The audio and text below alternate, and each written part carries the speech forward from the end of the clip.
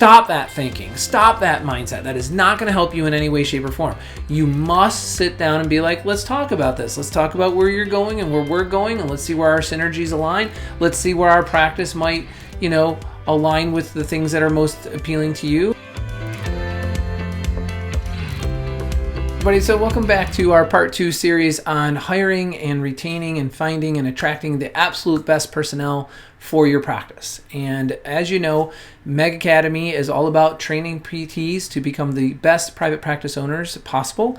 We have a podcast called Secrets of the Top 10%, Physical Therapy Private Practice, Secrets of the Top 10%, and our website, www.megbusiness.com. So check those things out and click and subscribe. Give us a like if you like this information. I am trying to do my best to give you as much of a helping hand as possible based on the experience and training that we've had on what it takes to be that top tier, which is why we call it Secrets of the Top 10%, that top tier private practice owner and that private practice culture that everybody is striving to achieve.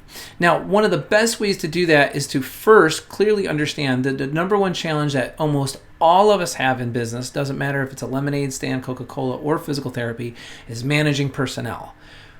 I think everybody's going to agree with me on that. It is never about the PT. If it's tight, stretch it. If it's weak, strengthen it. If it hurts, make the boo-boo go away. I mean, PT 101 oversimplified, of course, but personnel. Getting people who know what your mission is, know what the purpose is, know why it's important to be productive, know why it's important to be efficient, and wanting to be productive, and wanting to be efficient, and wanting to be helpful, wanting to be a problem solver and not a problem maker. So in order for you to be successful at that, it's all about understanding 5 phases of hiring. And this is a 4-part series. So we're taking the 5-phase hiring program that we train inside Meg Academy to our executive clients, hopefully you someday, and I'm boiling it down into 4 steps.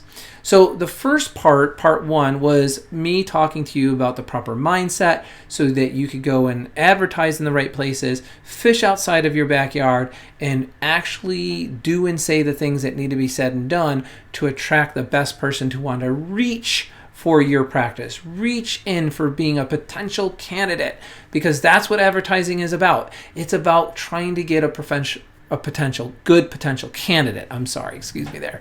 And once you have a good potential candidate on the line, we get into part 2, which is today, which is the interview. Now, the interview is a 2-step process, and let me just kind of explain. Let's say you're going for a clinical staff member.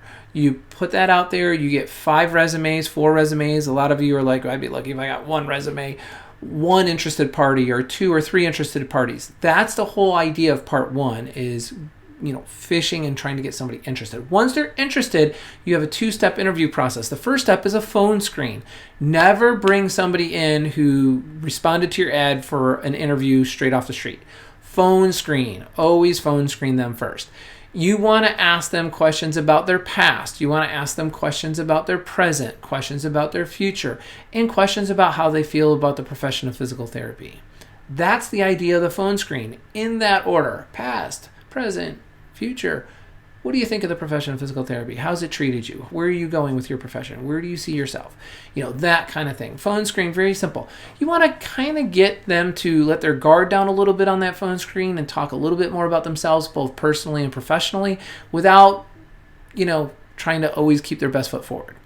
Once that's happened and you kind of like what you hear and they're interested, they're showing some degree of interest more than they are trying to be so interesting, right? And they're trying to really show their level of interest in your practice. Well, now you got a serious candidate. Schedule the interview. Once you schedule the interview, there's several key components that you're looking to harvest out of that interview to let you know you've got the right person. You're going down the right path. Number 1, did they show up on time? Number 2, were they kind, considerate, and courteous to your front staff members when they came in? And now, of course, you need to know the 5-step hiring process, because there's certain key things that we coach you to do for the whole practice to be involved in the interview process. It starts at the front desk. It then lands in the gym with some of your clinical staff and non-clinical staff, rubbing shoulders with this new applicant, then sitting down and doing the formal interview. So there's more to it than what I'm just sharing with you right here, because you're trying to create a mood, an atmosphere, an attitude, a calmness of wanting to share about myself and wanting to know more about you, right? So it's a two-way street, and when you're building a relationship, it's always awkward when one person talks about themselves and the other person discloses nothing about themselves. It's kind of like, okay, awkward. You're not going to be really excited to want to get to know that person anymore because they're already being ridgy with you, right?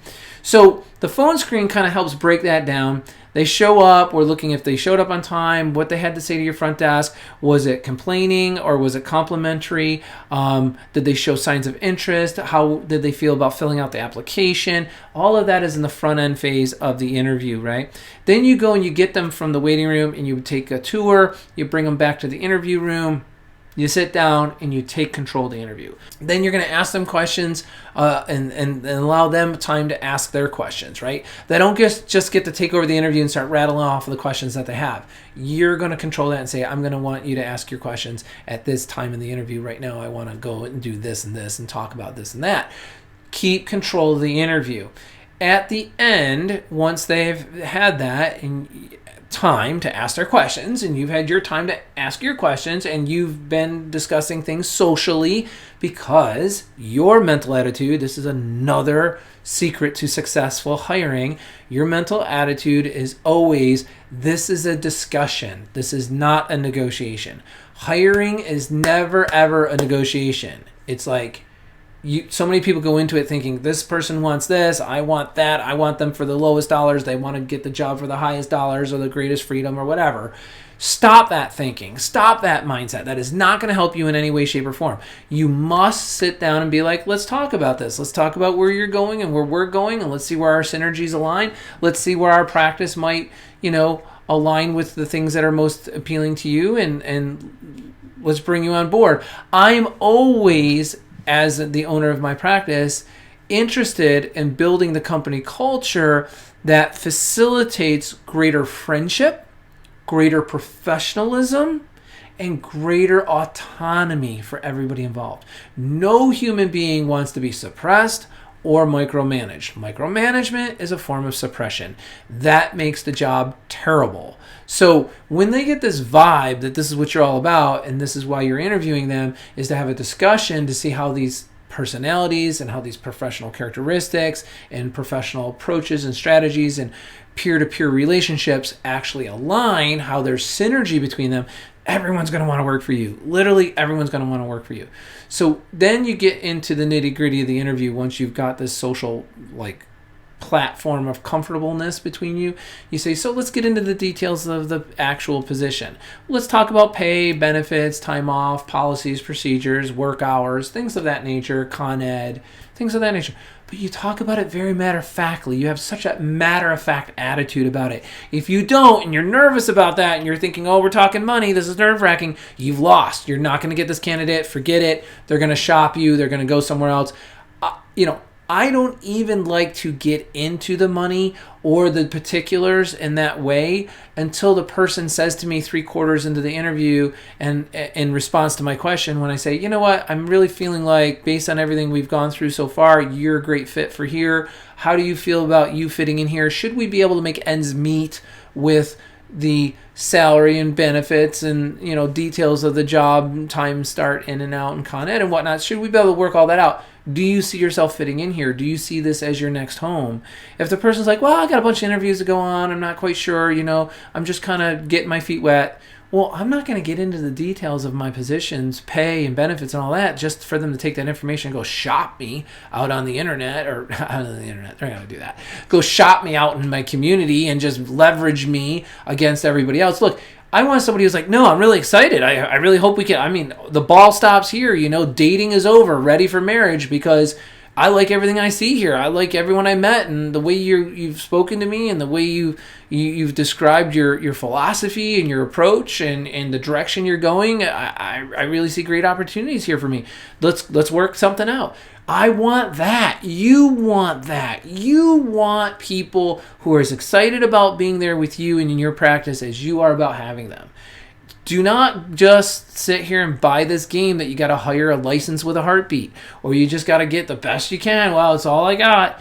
Don't Don't do that. You're going to have more pain and struggle settling than you ever will holding out, waiting for the best person. Hopefully, for those of you who are married and in long-term relationships, you didn't settle, because I guarantee that's not working out so well for you. So, same thing happens here. The interview is, again, about asking them about their past, their present, their professional career, their likes and dislikes, their hates and loves about the profession of physical therapy. And literally, I want to span the emotional spectrum so that they get comfortable talking to me about their real them. Where are they going career-wise? What are their long-term goals? And some people just don't know. So just kind of coach them along a little bit. Like, well, let's just break it down and have that discussion.